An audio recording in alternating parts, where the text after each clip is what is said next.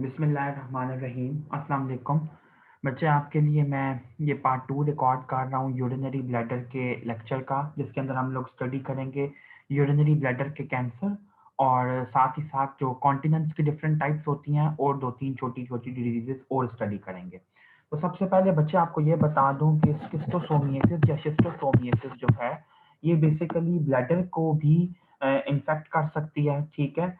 और शिस्टोसोमा जो है बच्चे, ये एक पैरासाइट है जिसकी डिफरेंट स्पीशीज एग्जिस्ट करती हैं, जैसे शिस्टोसोमा मैंसोनाई, शिस्टोसोमा जापोनिकम और शिस्टोसोमा हीमाटोबियम।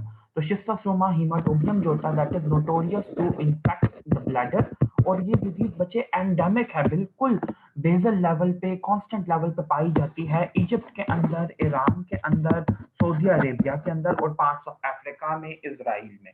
इसलिए ये सिनेरियो जो है बच्चे एक अनकॉमन सिनेरियो है यूनिवर्सिटी का, लेकिन आपको कुछ ना कुछ बेसिक्स इसकी जरूर पता होनी चाहिए। एक सबसे इंपॉर्टेंट बात ये पता होना चाहिए कि शिस्टोसोमा की कौन सी फॉर्म जो होती है ह्यूमन बीइंग को अफेक्ट करती है, तो दैट इज एक्चुअली सिरकेरियाए, जिनको हम कहते हैं सिरकेरिया।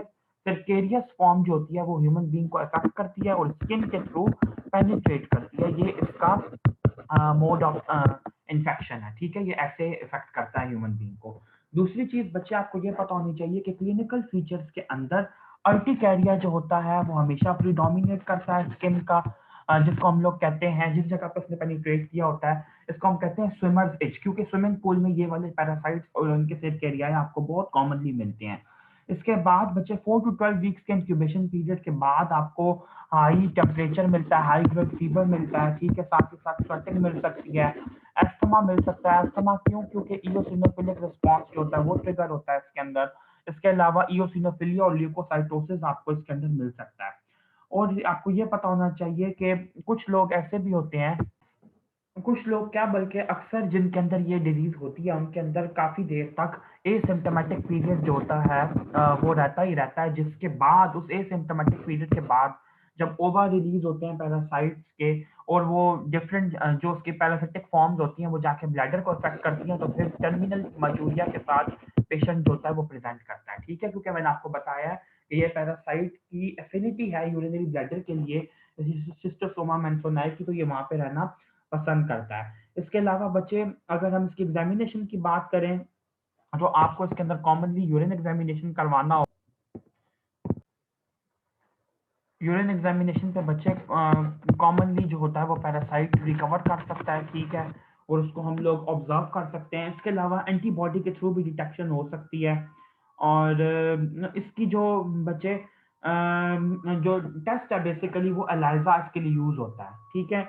इसके अलावा जो चीज मैंने असल में करवानी थी यहाँ पे वो थी कि सिस्टोसोमा के साथ जो बंदा अफेक्ट होता है तो उसकी सिस्टोस्कोपिक फाइंडिंग्स क्या होती हैं। आप जब उस पेशेंट का यूरिनरी ब्लैडर को ऑब्जर्व करते हैं तो किस किस किस्म के लीजन्स आपको नजर आ सकते हैं। ये देखें बच्चे, मैंने आप लोग के लिए बेले का ये वाला जो पेज है वो निकाला है। बिलहेरिजियसिस कहते हैं इसको एक्चुअली हम लोग, जो शिस्टोसोमा हिमाटोबियम का यूरिनरी ब्लैडर का इन्फेक्शन होता है, स्पेसिफिकली इसके लिए भी यूज किया जाता है। और वैसे भी ओवरऑल शिस्टोसोमा के इन्फेक्शन के लिए हम लोग ये कह सकते हैं, क्योंकि बिलहेरिजियसिस जो है बच्चे, ये एक्चुअली इसका कॉमन लैंग्वेज जो लोकल लैंग्वेज है उसके अंदर इसका नाम है। तो जो सिस्टोस्कोपिक इसकी फाइंडिंग्स हैं वो मैं कुछ इंपॉर्टेंट बता दूं, कम से कम ये पता होना चाहिए कि जो अर्लीस्ट लीजन होता है वो होता है बिलहेरिजियल सूडोट्यूबरकल्स, ये अर्लीस्ट स्पेसिफिक अपीयरेंस होती है इसकी, ठीक है? इसके अलावा बिलहेरिजियल नोड्यूल्स उसके बाद अपीयर होते हैं जब सूडोट्यूबरकल्स आपस में फ्यूज करते हैं, फिर सैंडी पैचेस जो होते हैं वो बनना शुरू होते हैं और ये यूजुअली और डेड ओवा की कैल्सिफिकेशन का रिजल्ट होते हैं, ठीक है? इसके अलावा अल्सरेशन हो सकती है, उसके बाद फाइब्रोसिस होने लग जाता है, ठीक है? और ग्रेनुलोमास बन जाते हैं, शिस्टोसोमा के अंदर ग्रेनुलोमा बन जाते हैं। ये आपने कैरेक्टरिस्टिक बात याद रखनी है। पेपिलोमास बन सकते हैं जो कि पेडुंकुलेटेड होते हैं और फाइनली कार्सिनोमा बनता है। तो कार्सिनोमा कैसे, किन स्टेजेस से गुजर के अल्टीमेट जो लीजन है वो कार्सिनोमा में चेंज हुआ, ये आपको पता होना चाहिए कि ये उन लीजन्स के नाम है। मैंने इसलिए ये आपको चीज करवाई है, ठीक है? और कार्सिनोमा की वैरायटी मैंने बताई थी, स्क्वामस सेल कार्सिनोमा होता है। उसके बाद बच्चे, अगर हम लोग इसके ट्रीटमेंट की बात करें तो ट्रीटमेंट बेसिकली हम कैंसर के ट्रीटमेंट की नहीं, शिस्टोसोमियासिस के ट्रीटमेंट की बात कर रहे हैं, और वो बेसिकली यही होता है कि आपने पेशेंट को बच्चे प्रेजिक्वांटल देनी होती है, ठीक है? 3 डोजेस के अंदर डेली, और 4 आवर्स अपार्ट आपने देनी होती है, ठीक है? और जो बच्चे की यूजुअल डोज़ लिखी गई है, वो यही लिखी गई है कि 20 मिलीग्राम पर केजी के हिसाब से होनी चाहिए ये, ठीक है? और 3 डोज़ेज़ देनी है 4 hours apart in a day. कम से कम आपने प्रति क्वांटल की देनी है और काफ़ी दिन लगते हैं कि इसके जो आपको यूरिन का स्पेसिमेन मिलेगा, उसके अंदर ओवा मतलब आना बंद हो जाए या पैरासिटिक फॉर्म्स आना बंद हो जाएँ। तो यूरिन एग्ज़ामिनेशन आपको साथ-साथ इसके लिए करना पड़ता ही है। उसके बाद बचे जो नेक्स्ट टॉपिक हम लोग स्टडी करने वाले हैं, ये है ब्लैडर के नियोप्लाज़्म्स। सबसे पहले आपको ये पता होना चाहिए कि 95% जो ब्लैडर के कैंसर्स होते हैं, वो ट्रांजिशनल एपिथेलियम के कैंसर होते हैं, ठीक है? जो बाकी 5% कैंसर्स होते हैं, वो कनेक्टिव टिश्यू के स्ट्रक्चर के हो सकते हैं, कनेक्टिव टिश्यू में फिर कुछ भी आ सकता है, तो उसके कैंसर्स में बच्चे एंजियोमास आ सकते हैं, मायोमास आ सकते हैं, स्मूथ मसल के फाइब्रोमास आ सकते हैं, ठीक है? साथ ही साथ सार्कोमास आ सकते हैं या फिर एक्स्ट्रा एड्रीनल पियोक्रोमोसाइटोमास भी आ सकते हैं, जो ब्लैडर के अंदर मैनिफेस्ट होते हैं, ठीक है? इसके अलावा बच्चे कार्सिनोमा ऑफ ब्लैडर की अगर हम लोग स्पेसिफिकली बात करें, तो मैंने आपको ये बता दिया कि मोस्ट कॉमन जो वैरायटी है that is transitional cell carcinoma, ठीक है? कुछ केसेस के अंदर एडिनोकार्सिनोमा भी आपको मिल सकता है ये, लेकिन वो सिर्फ़ उस पार्ट पे होता है जहाँ पे ब्लैडर के आगे जो होता है, आपको पता है कि यूरेकस लगा होता है, तो यूरेकस वाली जगह पे एडिनोकार्सिनोमा हो सकता है, वरना वैसे एडिनोकार्सिनोमा एक बहुत अनकॉमन चीज़ है। जो सिगरेट स्मोकिंग है वो अगर हम लोग रिस्क फैक्टर्स की इसकी बात करें, ये एटियोलॉजी की बात करें, तो पहले मैं आपको 2-3 इंपॉर्टेंट पॉइंट्स बता दूँ, फिर हम लोग आगे चलते हैं। जो मोस्ट कॉमन रिस्क फैक्टर है that is always going to be cigarette smoking, ठीक है? और 40% केसेज़ में डॉक्यूमेंट किया गया है कि यही मोस्ट कॉमन है। लेकिन जो आपको प्रॉफ के अंदर बहुत कॉमनली एमसीक्यू आता है बच्चे, वो ये आता है, ये आपको डिफरेंट कार्सिनोजेनिक एजेंट्स के नाम दे दिए जाते हैं, जैसे नफ्थाइलामीन है, डाइमिथाइल एलाइल है, जैसे बच्चे नाइट्रोसामीन्स हैं, तो आपसे पूछा जाता है इनमें से कौन-सा कॉमन है? तो याद रखिएगा कि जो नफ्थाइलामीन्स होते हैं, ये बहुत कॉमन आपका प्रॉफ का क्वेश्चन है। मेडिसिन में नहीं तो सर्जरी में नहीं तो मेडिसिन में ये एमसीक्यू आना ही आना है। एक नाइट्रोसामीन्स वाला कि वो गैस्ट्रोएसोफेजियल कार्सिनोमा करवाते हैं और नफ्थाइलामीन वाला कि ये ब्लैडर कार्सिनोमा के लिए रिस्पॉन्सिबल है। तो नफ्थाइलामीन जो होता है ये एक कॉमन एजेंट है कार्सिनोजेनिक, ये कॉज करवा सकता है ब्लैडर कैंसर। इसके अलावा बेंज़ोडीन जो है बच्चे, ये कॉज करवा सकता है। कम से कम 3 के नाम आपको आने चाहिए और एक अमाइनो बाइफिनाइल, ठीक है? अमाइनो बाइफिनाइल, इन तीनों के नाम आपको आने चाहिए।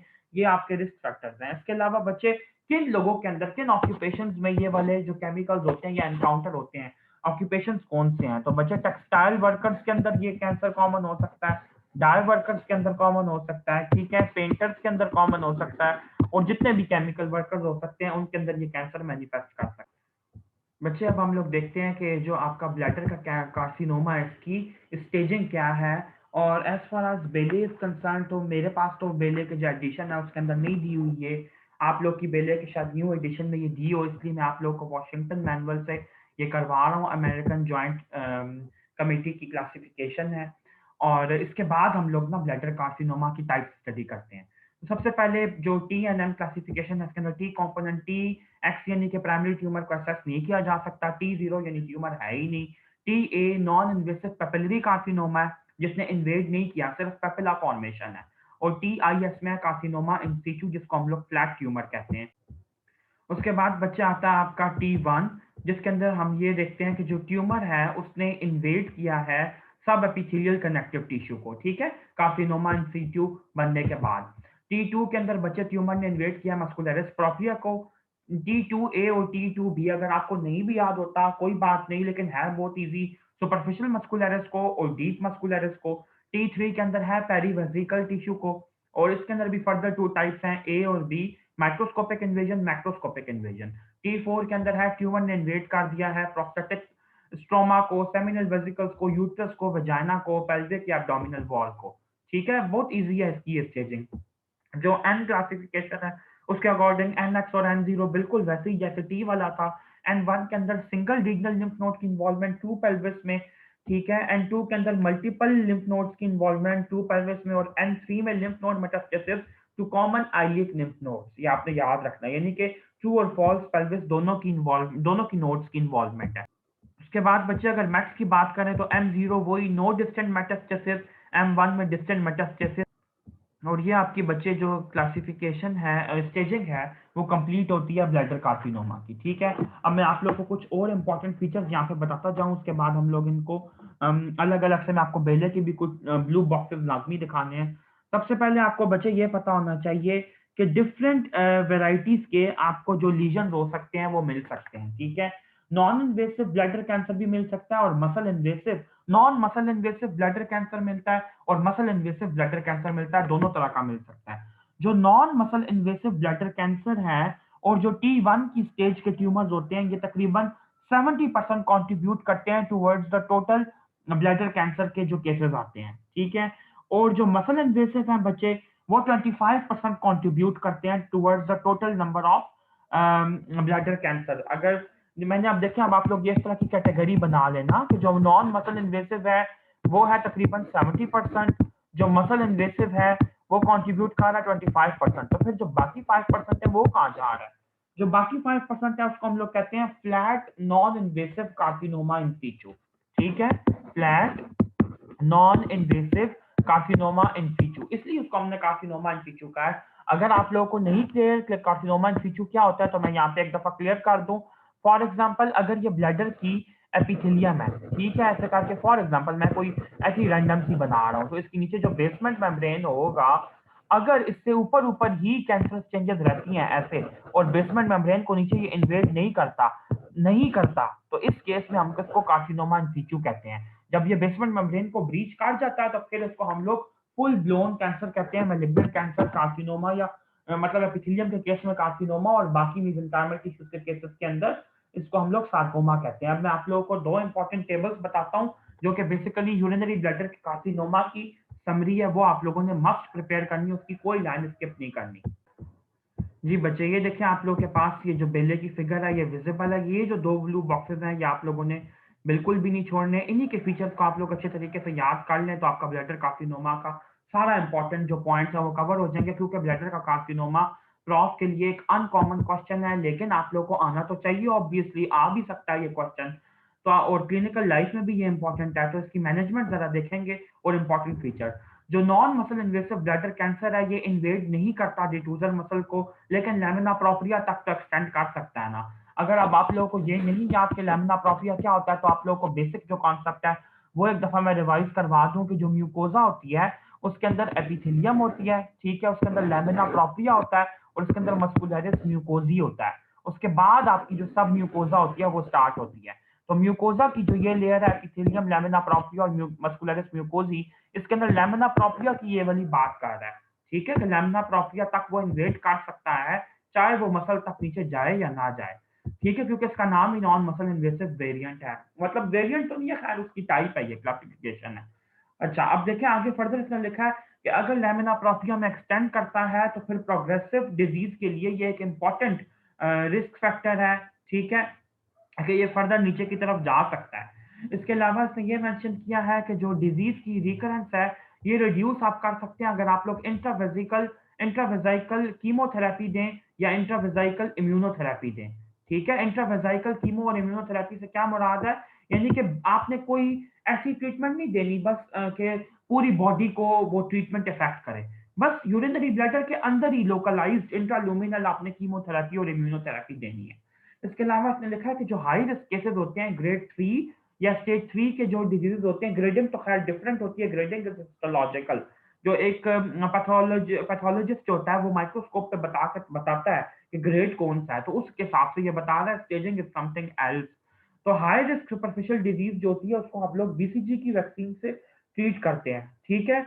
और अगर डिजीज परसिस्ट करती है तो फिर हम लोगों को उसका कोई रेडिकल ट्रीटमेंट करना पड़ेगा, और रेडिकल ट्रीटमेंट में अक्सर सर्जिकल इन्वॉल्वमेंट आ जाती है, ठीक है। तो बीसीजी की जो वैक्सीन है जिसको हम लोग कहते हैं बैसिलस कैलमेट गोरिन, जो कि हम लोग आप लोग पीड्स के अंदर बहुत कॉमनली पढ़ेंगे कि ईपीआई के स्केड्यूल में और फोर्थ ईयर में कम्युनिटी मेडिसिन में पढ़ के आए हैं। ये बच्चे बेसिकली वैक्सीन है तो ट्यूबरक्यूलोसिस के अगेंस्ट, लेकिन ये ब्लैडर कैंसर को ट्रीट करने के अंदर काम आती है। एक यहाँ पे आपको इंपॉर्टेंट फैक्ट भी बता दूं कि दुनिया के अंदर सिर्फ दो लाइव बैक्टीरियल वैक्सीन हैं।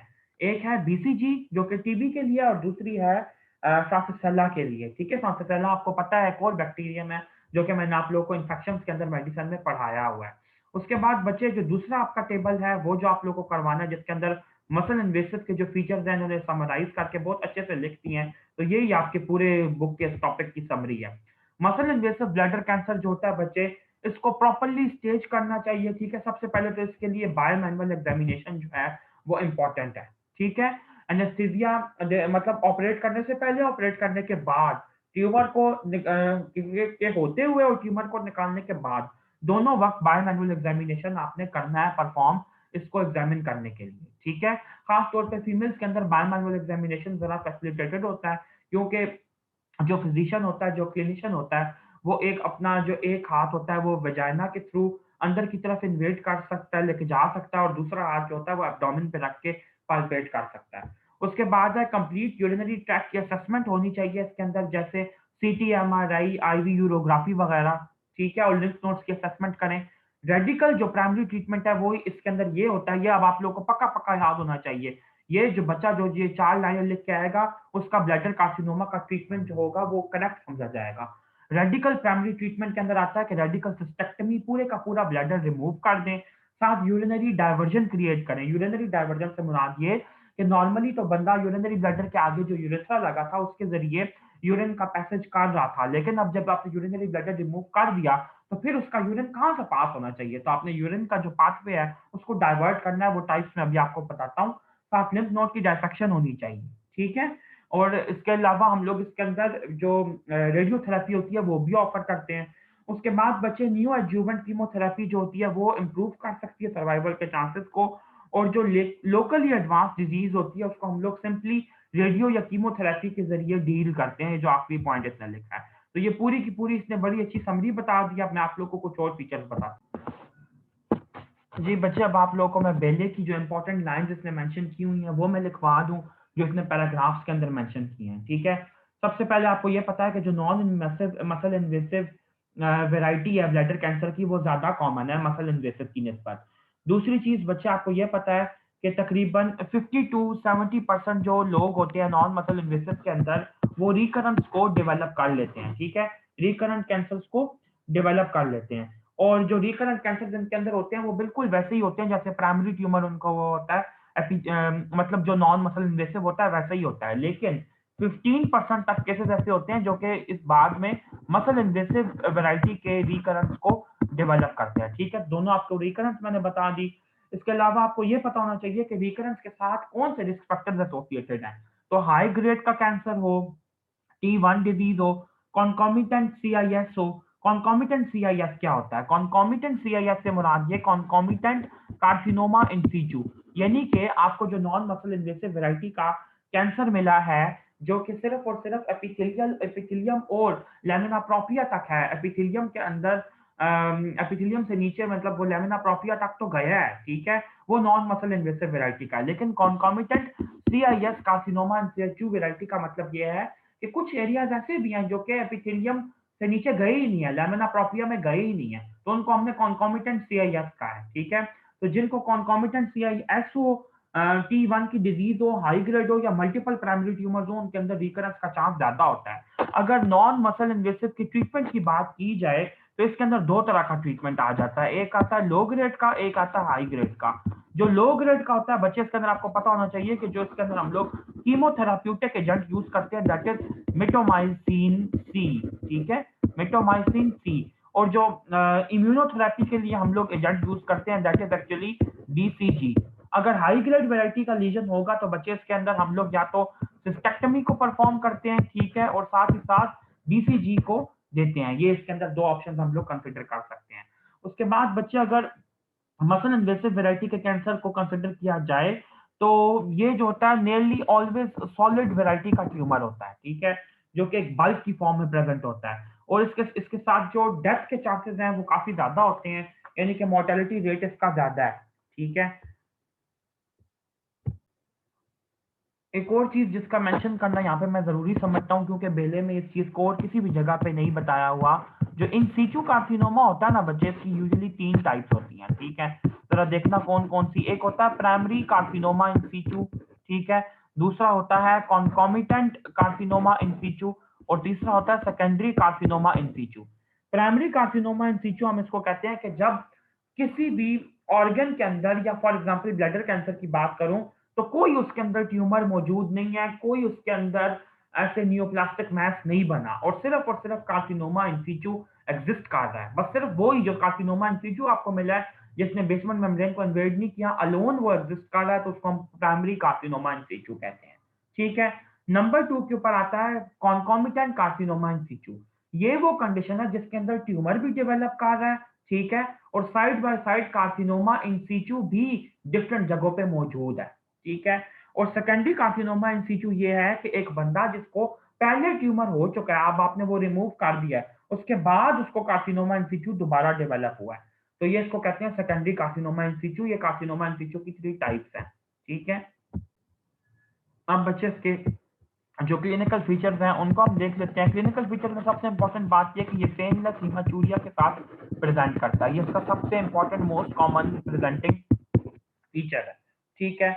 इसके अलावा आपको ये पता होना चाहिए कि अगर पेल्विस के अंदर कॉन्स्टेंटली किसी बंदे को पेन हो रहा है तो फिर इसका मतलब है कि जो कैंसर है वो एक्स्ट्रा वेजाइकली स्प्रेड कर चुका है, यानी कि ब्लैडर को इन्वेड करने के बाद बाहर भी फैल चुका है। इसके अलावा बच्चे अगर लॉइन के अंदर पेन है या पाइलोनेफ्राइटिस हो गया पेशेंट को, तो इसका मतलब है कि यूरिटेरिक ऑब्स्ट्रक्शन हो चुकी है या यूरिटर्स की इन्वॉल्वमेंट हो चुकी है उस बंदे में।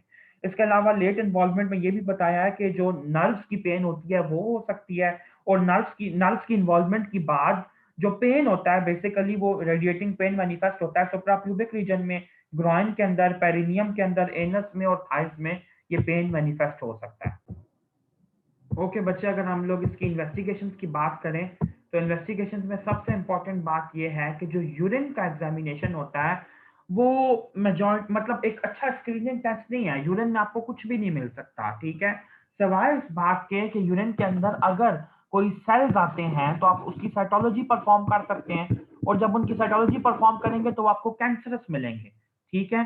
तो हाई ग्रेड डिजीज के अंदर यूरिन एग्जामिनेशन एक अच्छी इन्वेस्टिगेशन है, वरना यूरिन एग्जामिनेशन की बहुत ज्यादा सिग्निफिकेंस नहीं है। ब्लड का एग्जामिनेशन आप लोग इसलिए करते हैं कि हीमोग्लोबिन, इलेक्ट्रोलाइट्स वगैरह देखने के लिए कि एसोसिएटेड पैरानियोप्लास्टिक सिंड्रोम या फिर कैंसर जो है वो उसके अंदर हीमाचूरिया तो हो रहा है, तो पेशेंट का एनीमिया के साथ तो सफर नहीं कर रहा, ठीक है। इसके अलावा आपको ये पता होना चाहिए कि जो सीटी, एमआरआई और इंट्रावीनस यूरोग्राफी है, इसके अंदर सबसे जो कॉमन रेडियोलॉजिकल साइन आता है that is filling defect. Filling defect से मुराद ये कि जो हम लोग इसके अंदर जो भी मतलब इन्वेस्टिगेशन परफॉर्म करते हुए एजेंट यूज करते हैं तो वो उस जगह को फिल नहीं करता, मतलब उस जगह पे वैसे तो ब्लैडर के अंदर वो हर जगह पे पूरा आ सकता है, ब्लैडर की वॉल को शो कर सकता है, लेकिन जहां पे कैंसर होगा वहां पे उसका ब्रीच आपको मिल सकता है, ठीक है, यानी कि फिलिंग डिफेक्ट आपको मिल सकता है उसके अंदर। इसके अलावा क्रॉस सेक्शनल इमेजिंग की अगर बात की जाए तो ये बेसिकली इसके अंदर ये कहा गया कि मसल इन्वेसिव ट्यूमर्स के लिए जिसमें वॉल की इन्वॉल्वमेंट देखनी हो, कंट्रास्ट एनहांस्ड सीटी स्कैन जो होता है वो यूज किया जाता है, ठीक है। लेकिन आपसे कभी भी पूछा जाए कि which one of the following is investigation of choice, I और सी, तो cystourethrography is the mainstay of diagnosis, जिसके अंदर हम लोग प्रॉपरली इंस्ट्रूमेंट को रिजिड और फ्लेक्सिबल सिस्टोस्कोप को यूज करके और हम लोग स्कोपी कर सकते हैं, यानी कि देख सकते हैं कि कैंसर जो है वो किस वैरायटी का है, कितना कितना फैला हुआ है, उसका स्प्रेड क्या है। और बायोमैनुअल एग्जामिनेशन की भी बहुत इंपॉर्टेंस है, मैंने आपको बताया है ट्यूमर असेस करने के लिए, पहले भी रिसेक्ट करने से और रिसेक्ट करने के बाद भी। तो ये आपको इन्वेस्टिगेशन में मेंशन। बच्चे, हम लोगों ने जब ब्लू बॉक्सेस देखे थे बेले के तो उसी के अंदर हम लोगों ने ट्रीटमेंट जो था वो स्टडी कर लिया था और वो काफी था, लेकिन मैंने कहा कि बेले के हिसाब से आप लोग को एक दफा टेबुलेटेड फॉर्म में लिखवा दूं कि जो नॉन मसल इन्वेसिव लीजन होते हैं यूजुअली उसके लिए हम लोग एंडोस्कोपिक सर्जरी करते हैं ट्यूमर्स को रिजेक्ट करने के लिए बिल्कुल उनकी बेस से, और एंडोस्कोपी करते हुए एंडोस्कोपिक रिमूवल के दौरान ही बच्चे हम लोग जो उसकी बायोप्सी होती है वो भी ले लेते हैं, ठीक है। ये आप लोगों को मेंशन करना बहुत ज्यादा जरूरी है। इसके अलावा आपको ये पता होना चाहिए कि जब हम लोग ट्यूमर को ट्रीट करते हैं तो उसके बाद एंडोस्कोपिक रिमूवल के बाद मिटोमाइसिन की थेरेपी भी दे देते हैं इंट्रावेसाइकल, ठीक है, ताकि जो ब्लैडर है उसके अंदर दोबारा रिकरेंस का चांस कम से कम हो, दोबारा होने का चांस हो ही ना, ठीक है। इसके अलावा बच्चे आपको ये पता होना चाहिए कि अगर एंडोस्कोपिक रिसेक्शन यूजफुल नहीं है या आपको लग रहा है कि कैंसर ऐसा है तो फिर आप ओपन सर्जिकल एक्सिजन भी कर सकते हैं उस लीजन। लेकिन बेले ने ये वाली बात बिल्कुल क्लियरली मेंशन किया है कि ओपन सर्जिकल एक्सिजन का जो ऑप्शन है वो हम बिल्कुल कंसिडर नहीं करते। टोटली अवॉइड किया जाता है। ये सिर्फ बेले ने बहुत सारी जो मैनेजमेंट है ये इसलिए लिखी होती है कि पहले-पहले ये होते थे। अभी हम लोग सिर्फ एंडोस्कोपिक सर्जरी ही करते हैं, नॉन मसल इन्वेसिव ट्यूमर्स के लिए। और आपने ये याद रखना है कि रिसेक्शन के बाद इंट्रावेसिकल कीमोथेरेपी मिटोमाइसिन, डॉक्सोरूबेसिन और या एपिरूबेसिन इनमें से किसी भी एक के साथ आपने 6 वीक्स के लिए लाज़मी देनी है। मसल इन्वेसिव लीजन की बात की जाए बच्चे, तो रेडियोथेरेपी जो होती है वो अक्सर इंडिकेट की जाती है। 2-3 बातें हैं इसके अंदर। सबसे पहली बात तो ये कि कीमोथेरेपी आप लोग यूज़ कर सकते हैं जिसके अंदर आप लोग यूज़ करते हैं 4 एजेंट, सिस्प्लैटिन, मीथोट्रेक्सेट, डॉक्सोरूबेसिन एंड विनब्लास्टीन। तो ये जो आपको कीमोथेरेपी का इसका जो ट्रेंड है, यानी कि जो कीमोथेरेपी के इतने एजेंट्स यहाँ पे मेंशन किए हैं, इनका जो निमोनिक है दैट इज़ एमवैग, ठीक है? में ये मीथोट्रेक्सेट हो गया, विनब्लास्टीन हो गया, सिस्प्लास्टिन हो गया और डॉक्सोरूबेसिन हो गया। डॉक्सोरूबेसिन की जो वैरायटी है उसके लिए हम लोग डी नहीं बेसिकली उसकी जो फैमिली है रूबिसिन्स की, उसका नाम ए से आई थिंक स्टार्ट होता है। थर्ड ईयर में फार्माकोलॉजी में हमने पढ़ा था। मुझे प्रॉपर्ली याद नहीं आ रहा, तो उसको हम लोग एड्रामाइसिन के नाम से शायद उसको डिनोट करते हैं। If I am not wrong, गलती भी हो सकती है। तो ये इसका बेसिकली रेजिमेन है, ठीक है? तो न्यू एडजुवेंट कीमोथेरेपी अगर आप देंगे तो 47 परसेंट जो है वो चांसेस बेटर हैं सर्वाइवल के।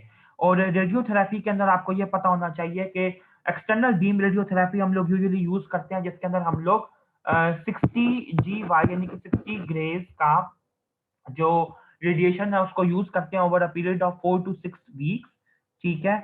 और इसकी कॉम्प्लिकेशन बस सिर्फ यही होती है कि यूरिनरी फ्रीक्वेंसी इंक्रीज कर सकती है, डायरिया हो सकता है या फिर ब्लैडर कॉन्ट्रक्चर हो सकता है लेट कॉम्प्लिकेशन में। सर्जरी की अगर बात की जाए, पार्शियल सिस्टेक्टमी, रेडिकल सिस्टेक्टमी दोनों की जा सकती है depending upon the nature of tumour. जो पार्शियल सिस्टेक्टमी है वो स्मॉल एडिनोकार्सिनोमास के लिए यूजफुल है, ठीक है? जो रेडिकल सिस्टेक्टमी है वो T2, T3 लीजन्स के लिए जो कि ट्रांजिस्टर सेल कार्सिनोमा के हों, और उनके लिए हम लोग यूजुअली इसको यूज करते हैं, ठीक है? और इसके अंदर जो मैंने आप लोगों को बताया था कि रेडिकल सिस्टेक्टमी करेंगे, साथ ही साथ हम लोग जो डायवर्जन होती है उसको क्रिएट करते हैं, साथ-साथ लिम्फ नोड की डायसेक्शन करते हैं। तो ये वाले पॉइंट्स आप लोगों ने लाज़मी मेंशन करने हैं इसकी प्रॉपर सर्जरी में।